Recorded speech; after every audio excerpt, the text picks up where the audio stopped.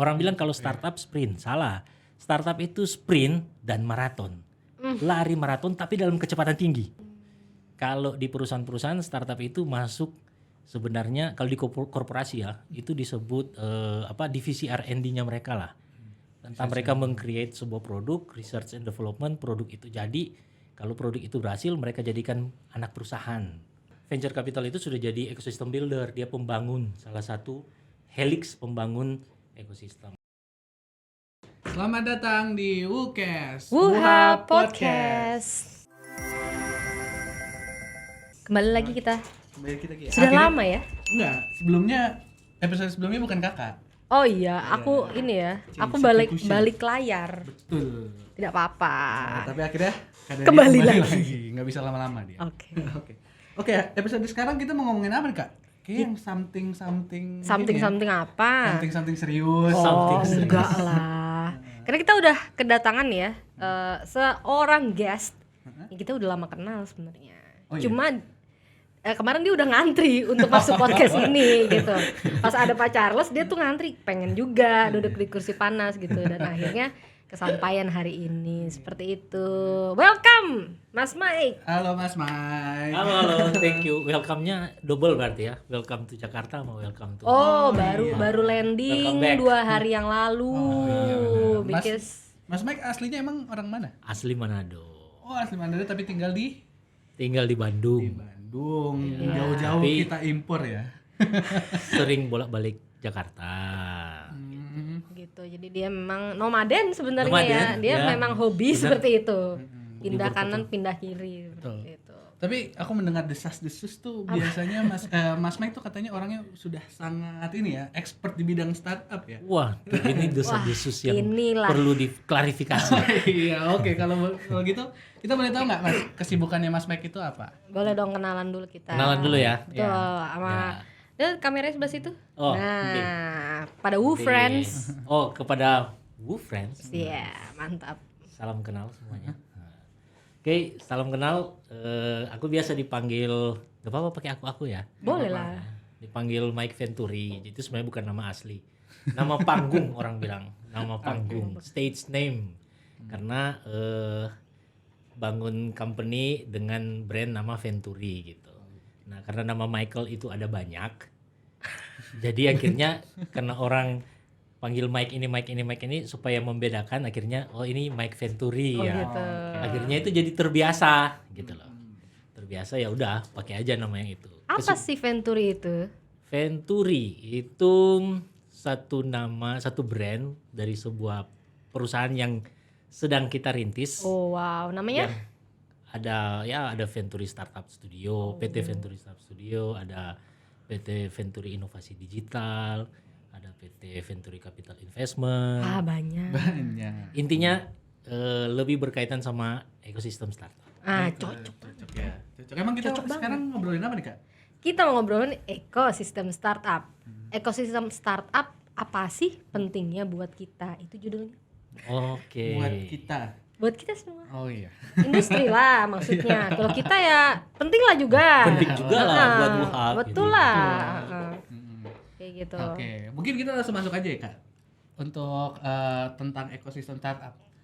Nah, yang aku tahu tuh kan ekosistem kan apa ya? Ada banyak pihak yang saling bersinergi dan punya kepentingan dalam lingkungan tersebut kan. Ya. Nah, kira-kira menurut Mas Mike nih dalam ekosistem startup ya, kan ada namanya internal dan eksternal. Menurut Mas Mike tuh internal seperti apa, eksternal seperti apa, dan yang lebih penting mana kira-kira? Oke, sebelum kita masuk ke situ mungkin kita lebih mendalami dulu ya. Kenapa disebut ekosistem startup gitu kan? Ya kita udah tahu kalau secara literal harafiah namanya ekosistem berarti sebuah sistem yang terlibat dari sebuah lingkungan. Apapun yang membentuk atau apapun unsur yang ada yang terlibat secara sinergitas di dalam sebuah lingkungan itu disebut ekosistem gitu kan. Nah, unsur-unsur itu ada macam-macam. Kalau sekarang orang mengenalnya itu disebut pentahelix. Pentahelix. Jadi 6. penta 5. Nah, cuman kalau di luar negeri itu sudah 6 hexahelix. Gitu. Di Indonesia masih menyebutnya pentahelix itu. Kalau helix itu kan kita tahu apa ya? Mungkin dulu kalau ada yang pernah belajar biologi, pernah dengar kromosom yang double helix. Iya. DNA dalam Dia kan ada seperti helix itu, jadi saling berkaitan dan berjalan bareng gitu. Nah, berarti kalau pentahelix berarti ada 5 helix nih. Ada 5 yang saling terkait dan terkonektivitas gitu ya. Nah, 5 unsur itu kalau sekarang disebut ABCGM, GM. BCGM. Ada akademik, akademisi, ada B-nya bisnis, ada G-nya government, C-nya itu community, G-nya government, M-nya media. Oh. Jadi 5 unsur inilah yang memperkuat sebuah ekosistem startup harusnya. Seharusnya ya. Jadi itu jadi catatan. Kalau tadi saya bilang heksa, ada satu lagi sebenarnya. Yaitu? Gitu. Kalau di dunia startup, venture capital. Oh wow. Harusnya. Jadi itu special case ya buat startup ya. Jadi harusnya kalau di luar kan venture capital itu sudah dianggap sebagai ekosistem yang harus ada di dalam gitu. Jadi udah harus tergabung semuanya dong berarti. Kalau di Indonesia kan sebenarnya secara praktek sudah, cuma orang masih mengenal si eksternal pentahelix gitu ya. Nah, jadi pentahelix masih venture capitalnya itu belum terlalu dianggap sebagai sebuah pembangun ekosistem. Melainkan baru cuma partner Ya, eksternal pendukung, doang supporting gitu. ya. Jadi kalau nanti sudah terbentuk ada startup baru nyari venture capital. Tapi kalau di luar negeri terpisah itu ya. venture capital itu sudah jadi ecosystem builder, dia pembangun, salah satu helix pembangun ekosistem. Justru itu juga penting nggak sih sebenarnya? Kalau Justru karena penting, ada dia ya. di dalam situ. Nah, makanya tapi gampang sebenarnya tuh. secara praktek di Indonesia sudah beberapa venture capital sudah menjadi pembangun ekosistem. Jadi dia yang utama. Iya, jadi dia sudah terlibat secara langsung membangun ekosistem. Dia batangnya atau dia emang pelengkap juga? Dulunya cuma pelengkap, kalau ada startup yang mau di-funding baru dia ikut terlibat. Tapi sekarang ada beberapa venture capital itu sudah terlibat ikut membangun ekosistem. Jadi dia pun ikut turun untuk hunting, membangun, membentuk startup, membentuk katakanlah kayak Antler. Antler itu ekosistem builder. Nah, dia itu kan sebenarnya visi juga ya. Tapi dia bisa jadi akselerator, bisa jadi inkubator. Oh, itu salah satu contoh yang di Indonesia cukup terkenal juga sih memang itu ya. Nah, kalau kita bicara ekosistem eksternal internal, kalau secara eksternal yaitu 5 itu ya. Kalau secara internal ya bagaimana yang ada di dalam masing-masing dari entitas atau katakanlah bagian-bagian ini membentuk ekosistemnya sendiri, termasuk si startup atau termasuk katakanlah kayak coworking space. Coworking space itu harusnya masuk ke entitas yang disebut komunitas.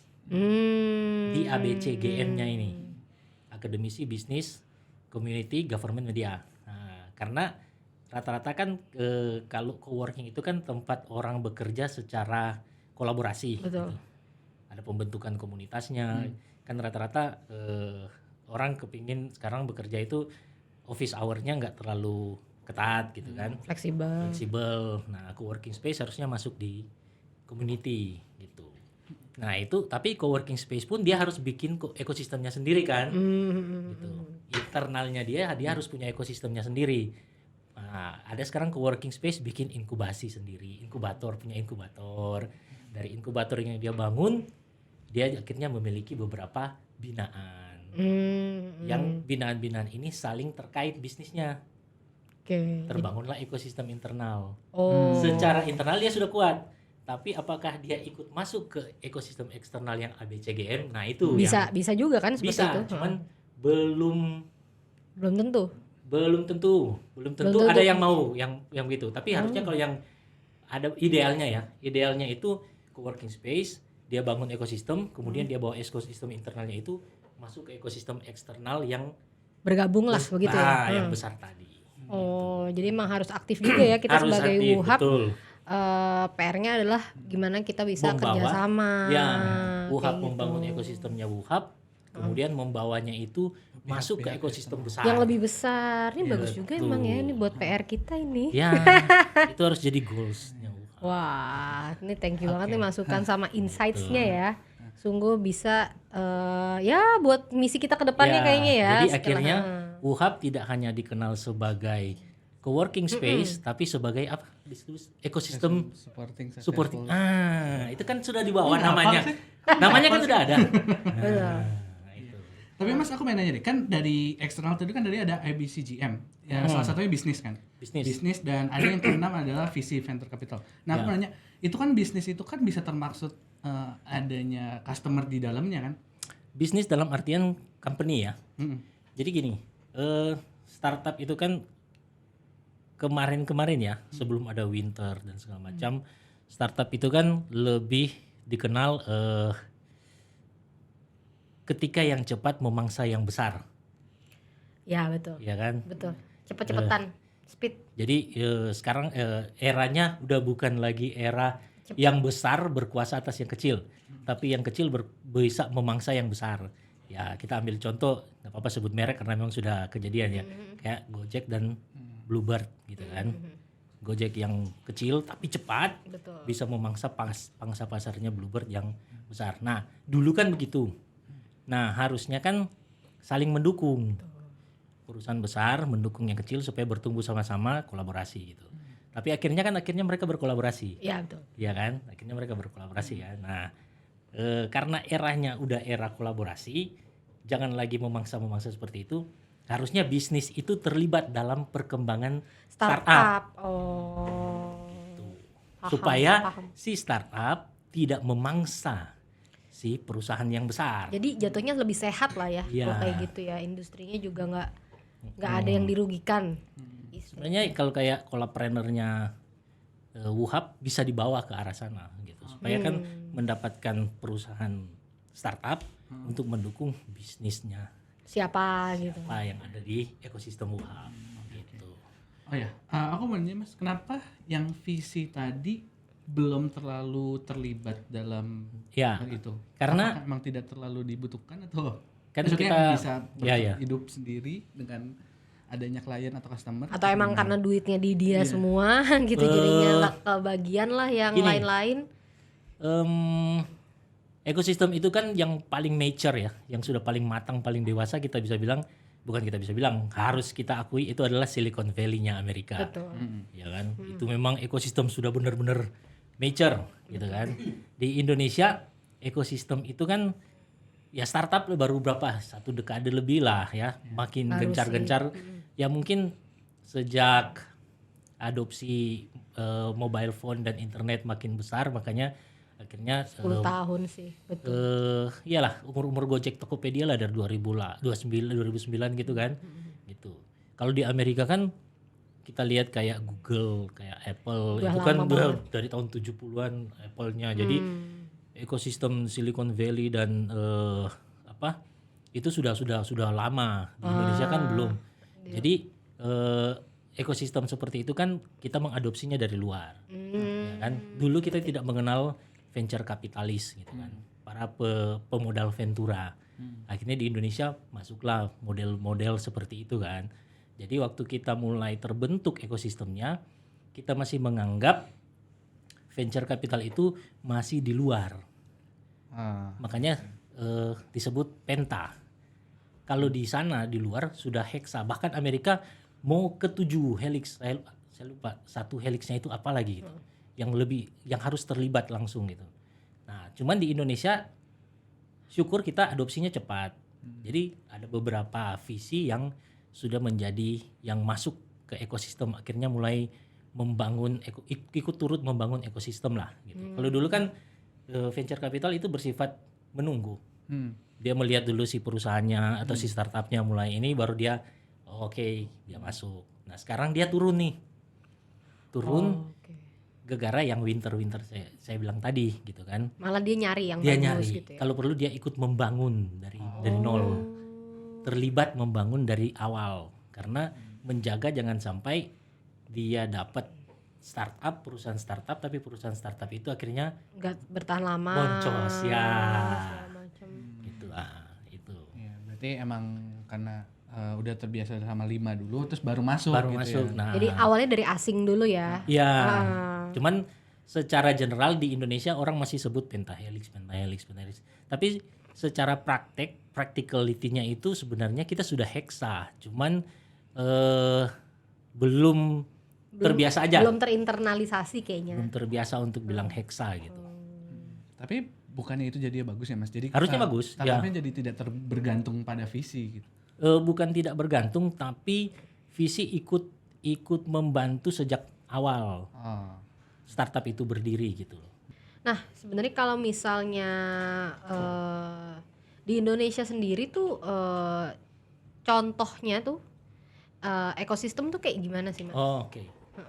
Nah, kalau aku bisa bilang ya, yang paling ya bisa dibilang ya ideal punya pemerintah, punya Kominfo lah. Jadi kayak perkembangan sama kondisi yang sebenarnya di Indonesia tuh. Jadi sejak ada gerakan 1000 startup digital itu kan membangun ekosistem dia. Oh, oke. Itu dari awal mendidik orang jadi calon founders, kemudian dari calon founders itu bangun startupnya, mengkonekkan orang-orang yang dengan berbagai keahlian berbeda untuk sama-sama bangun satu company bareng, atau bangun startup. Nanti startup itu kan ada yang jadi company, ada yang enggak gitu kan. Ada yang mati belum jadi perusahaan dia udah mati gitu. Ada yang sudah jadi perusahaan tapi akhirnya juga mati. Jadi harus memahami bahwa startup itu kan ibarat laboratorium sebenarnya. Cuman orang membiasakan diri mungkin menganggap begitu membangun startup ini sudah perusahaan gitu. Ya namanya ini masih laboratorium, tempat uji coba kan laboratorium. Jadi bisa jadi kemungkinan gagal ada gitu. Harusnya memandang startup itu adalah laboratorium gitu. Kalau di perusahaan-perusahaan startup itu masuk sebenarnya kalau di korporasi ya itu disebut divisi R&D-nya mereka lah. Tentang mereka meng-create sebuah produk, research and development, produk itu jadi, kalau produk itu berhasil mereka jadikan anak perusahaan. Oh gitu. Nah, itu kan lab-nya dia R&D. Betul. Contoh misalnya Lipo waktu menghadirkan OVO. Gitu. Kemudian dia jadikan sebuah company gitu kan. Dari awalnya R&D dulu, inovasi dulu dia di dalam perusahaan. Digodok dulu ya. Iya.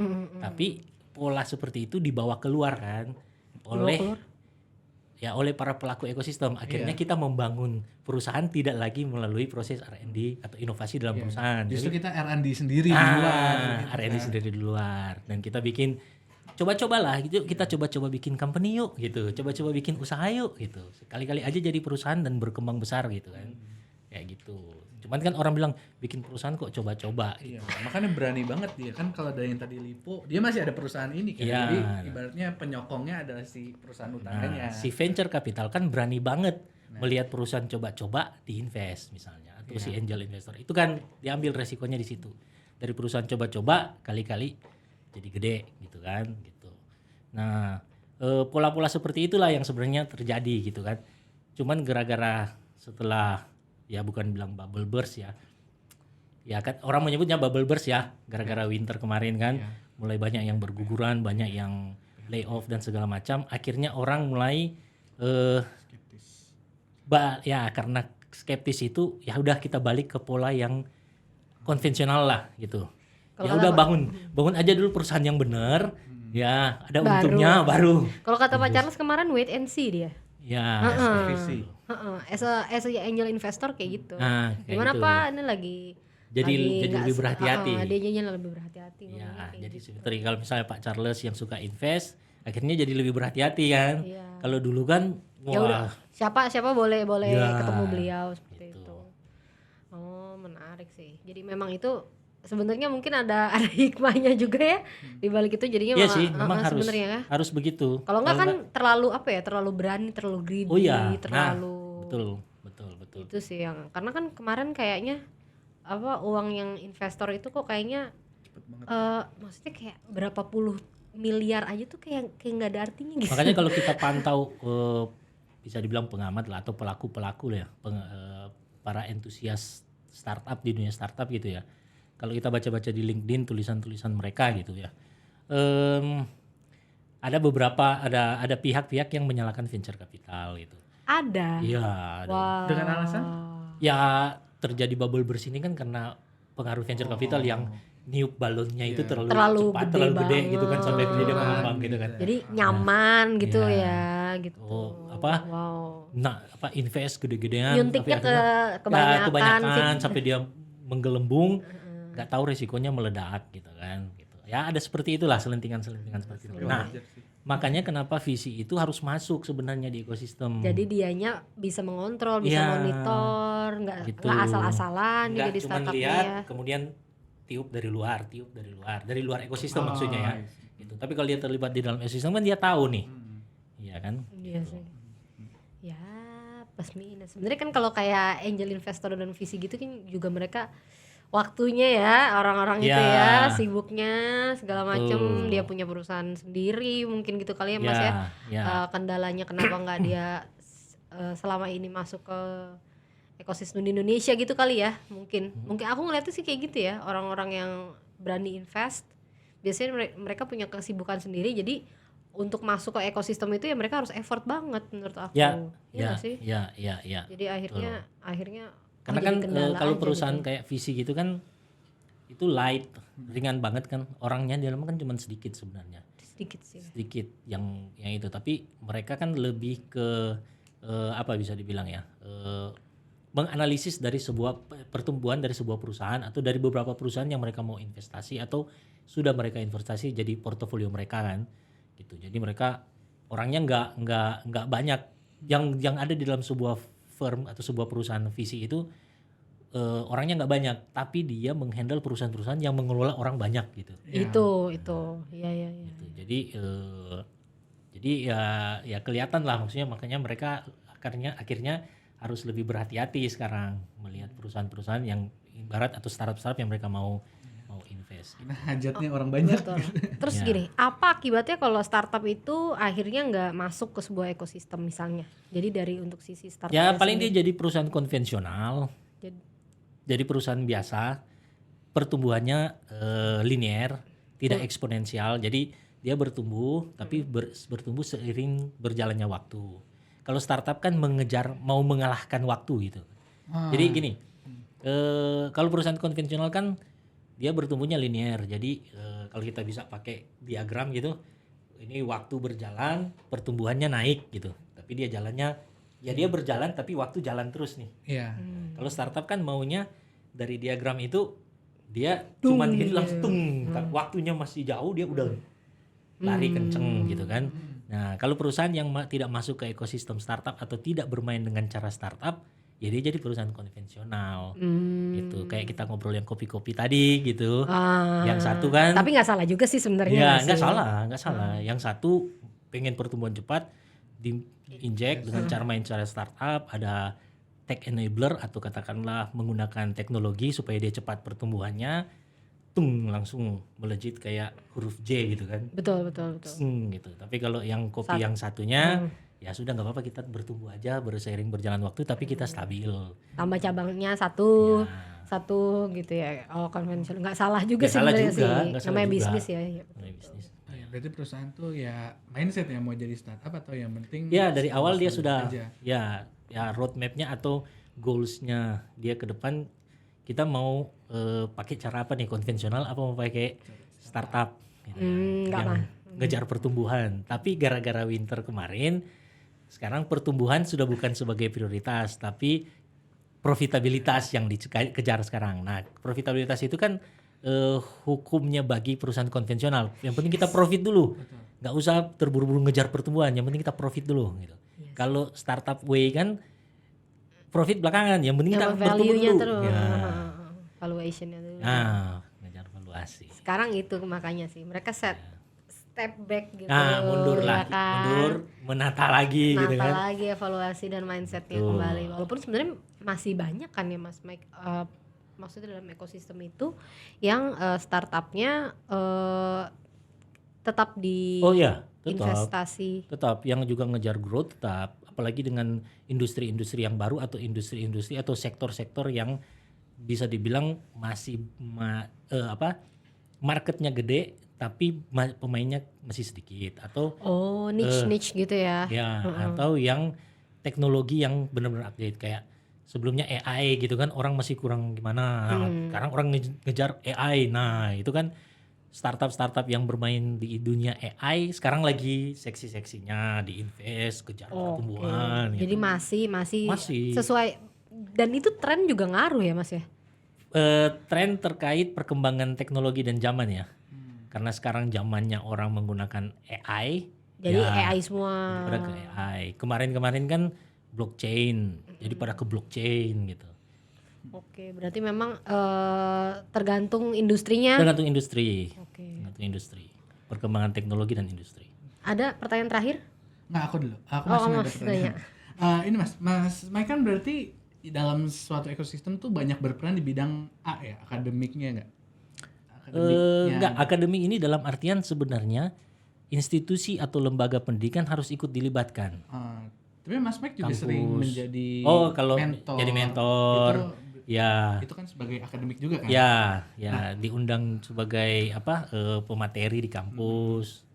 Nah, kira-kira jarak sama waktu tuh berperan besar nggak sih Mas dalam keefektifan dari ekosistem startup ini? Pengaruh dalam, tapi cuman karena ya gara-gara pandemik itu kan kemarin itu turut mendorong adopsi teknologi jadi lebih cepat. Mungkin kalau nggak ada pandemi kita nggak terlalu terbiasa pakai Zoom. Bener sih. Ya, tapi begitu karena pandemi orang Zoom. Nah, pengaruh. Akhirnya dulu kita yang hanya bisa melakukan pertemuan terbiasa tatap muka offline.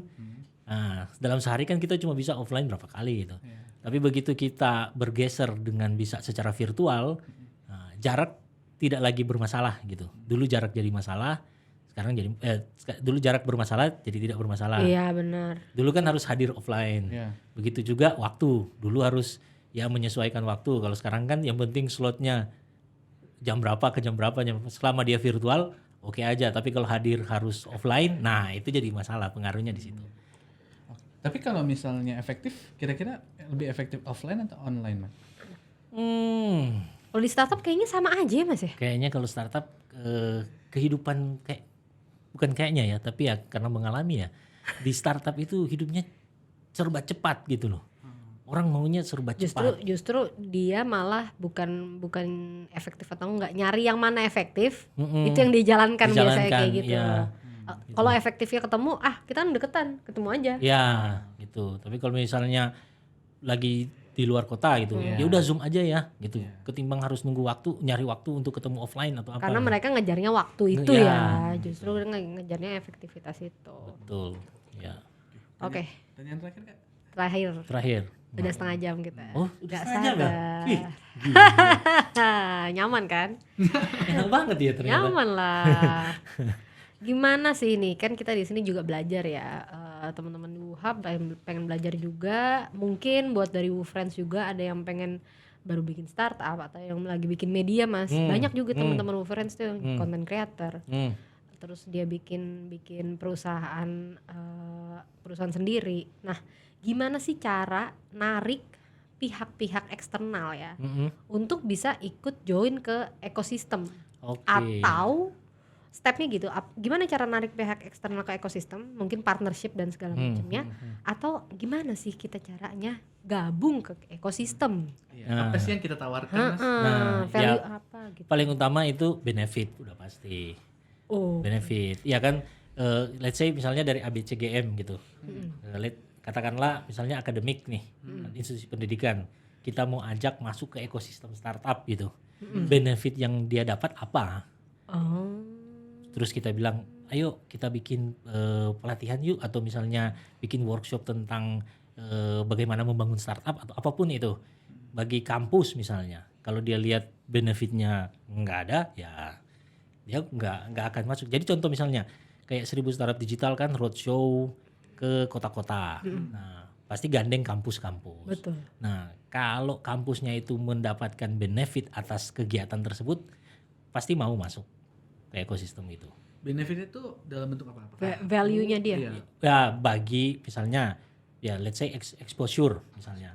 Dapat exposure pertama. Atau bagi hasil gitu ya. Nah, kedua benefit ya membawa keuntungan secara komersil atau katakanlah memperkuat brand kampusnya gitu kan. Ketiga ya bagi sivitas akademikanya. Sivitas akademiknya dalam artian bagi mahasiswanya, bagi dosennya dapat benefit apa.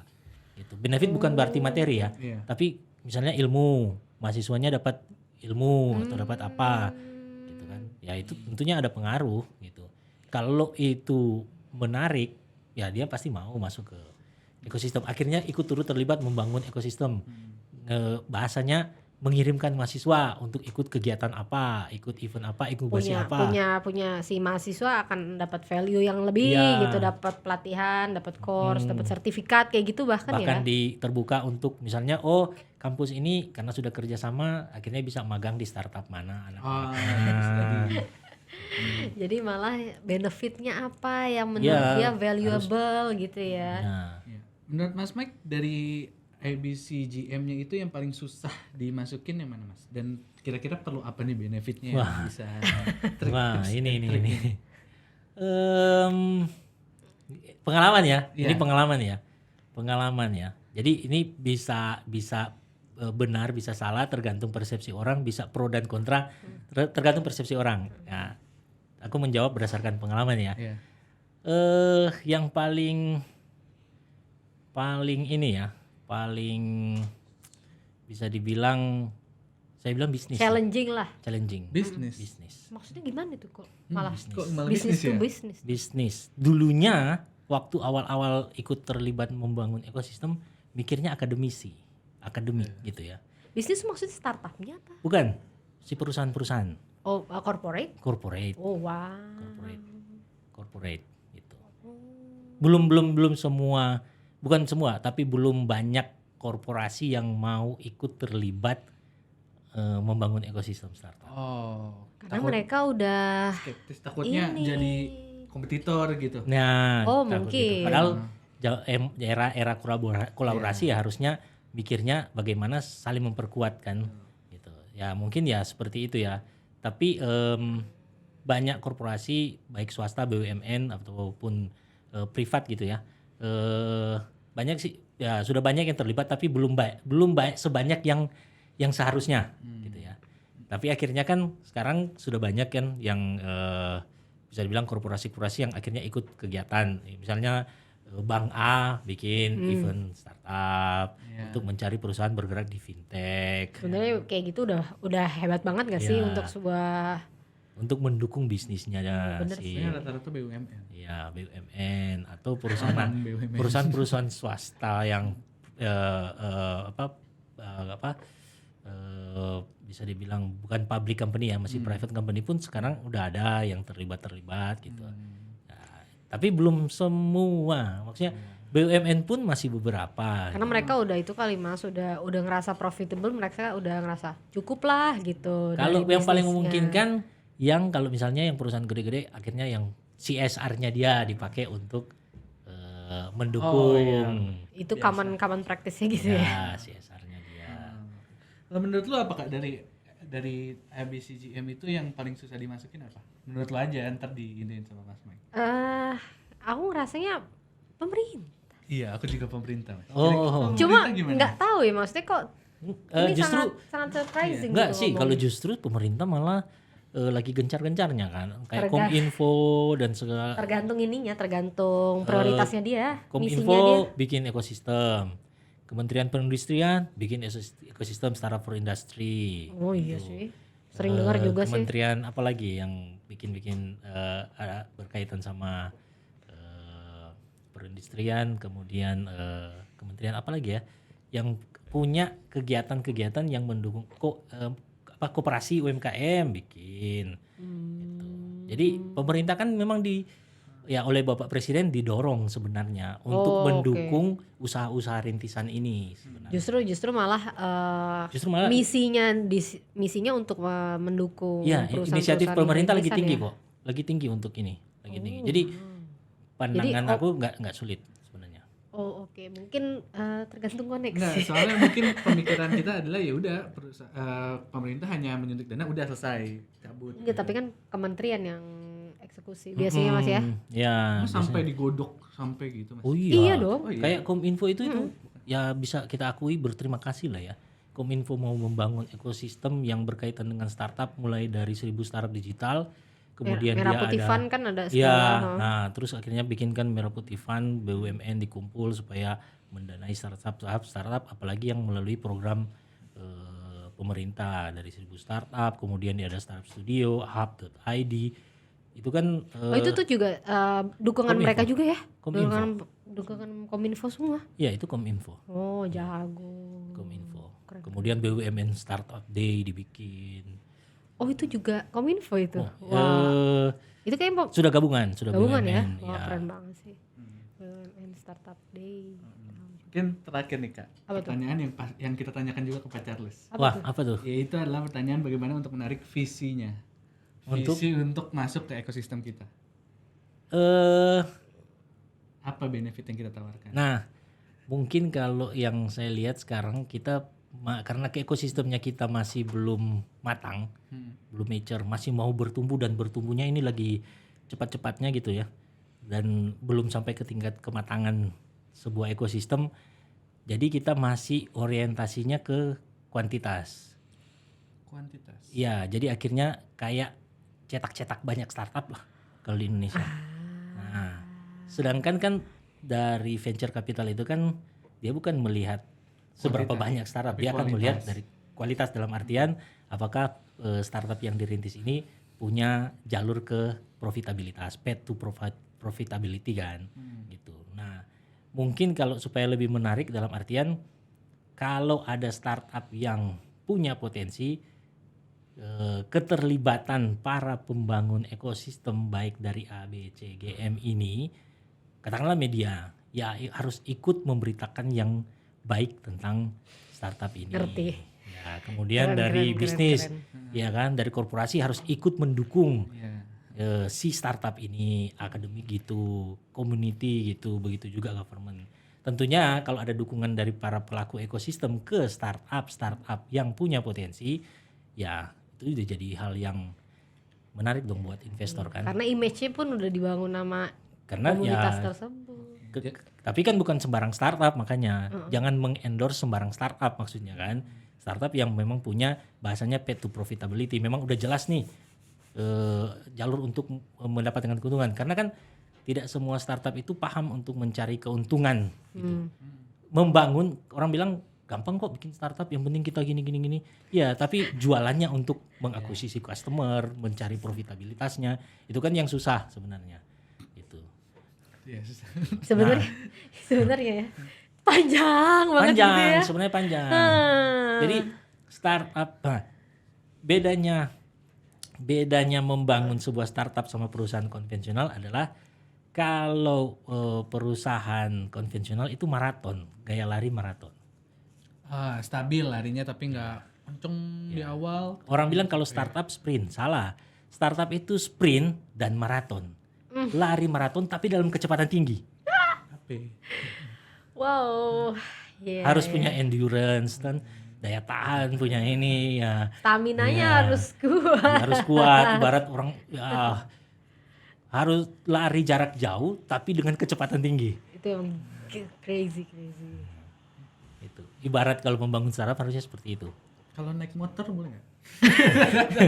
Ya kamu punya kendaraan itu justru ya. Justru kendaraan itu ya. Biasanya kan startup 1-2 tahun pertama kan larinya kenceng banget gitu. Tahu-tahu habis tenaga. Tahu-tahu habis diberangkat sudah nggak ada lagi. Habis segalanya gitu kan. Ya udah. Long run-nya nggak ada.